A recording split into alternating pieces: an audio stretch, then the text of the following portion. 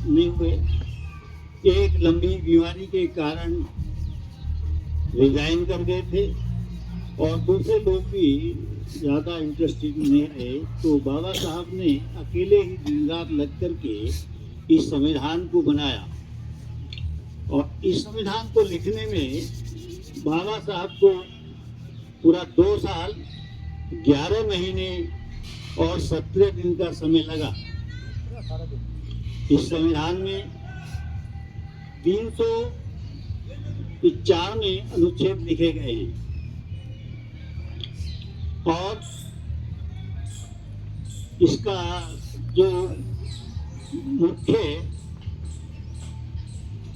रूप है उसमें विशेष रूप से बातें बहुत हैं, लेकिन हमारे संविधान की कुछ विशेषताएं हैं।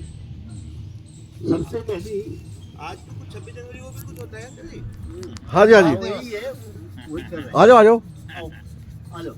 तो 26 से इसकी विशेषताएं हैं। सबसे पहली विशेषता ये है, पुष्प अर्पित कर लिए बाबा साहब। आज जूते पहन लो। हाँ, सर्दी है ना इसलिए। हमारा संविधान लिखित है और विस्तृत है। इसकी 395 अनुच्छेद हैं जो विस्तृत रूप से सब कुछ उसमें डिटेल में बताया गया है।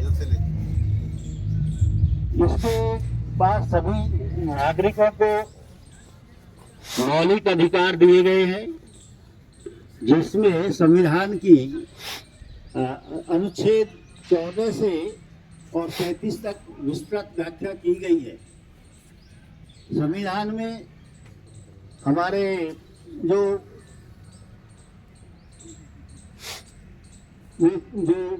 स्टेट्स हैं उनको भी डायरेक्टिव प्रिंसिपल के नैतिक सिद्धांत मतलब रखा गया है और उसमें ये कहा गया है कि वो अपने राज्य के हिसाब से कुछ नीतियां बना सकते हैं, लेकिन वो कोई भी नीति ऐसी नहीं होगी जिसमें नागरिकों के मौलिक अधिकारों का हनन हो।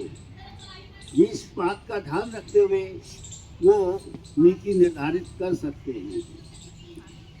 भारत में बहुत सारे राज्य हैं और हर राज्य में अलग अलग भाषाएं बोली जाती हैं, लेकिन इन सब के होते हुए भी भारत की जो राजभाषा है वो 343 अनुच्छेद में राजभाषा उसको माना गया है।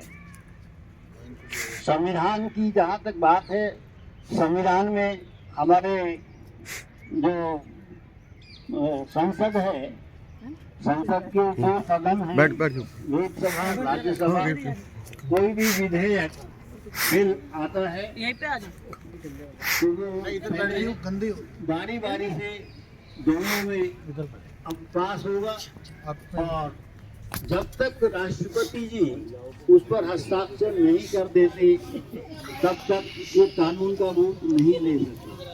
अतः संसद के हमारे 3 भाग हैं, लोकसभा, राज्यसभा और राष्ट्रपति। तीनों को मिला करके संसद बनती है।